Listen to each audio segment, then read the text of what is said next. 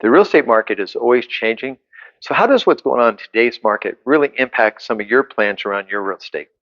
Today, I'm actually going to, in this video, I'm going to share with you some of my observations, hopefully shed some light on the market trends and sort of the cause and effects, how it's sort of impacting people that I'm seeing out there in the marketplace that I'm helping. And I hope to share what I do share with you is some information that'll bring a little bit more light on your situation and help you make a little bit more informed decision. So, what I'm seeing out there is people are really challenged in today's market for a couple profound ways. Buying is tougher. More recently, there's been a huge reduction in affordability.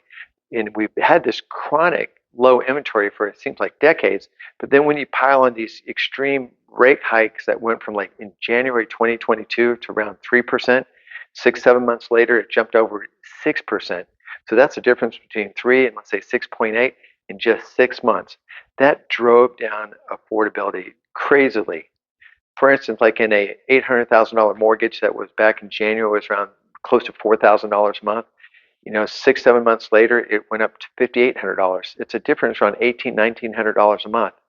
That difference in payment represented about $370,000 in buying power that buyers lost from the January to June. And that's how much they had to go start shopping for houses, that much less just to keep the same payment.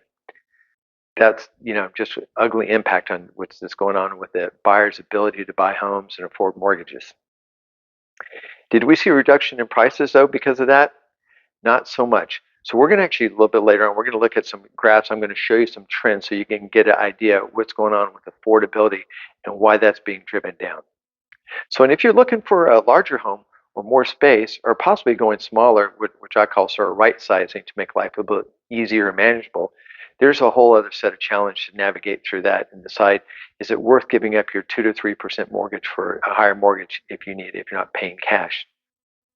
And if you're considering selling in this market, and as always, you have to ask yourself, how do you create the most buyer attention, based on your home, and ultimately, how do you get the top dollar in the market that we're experiencing today? So I'm going to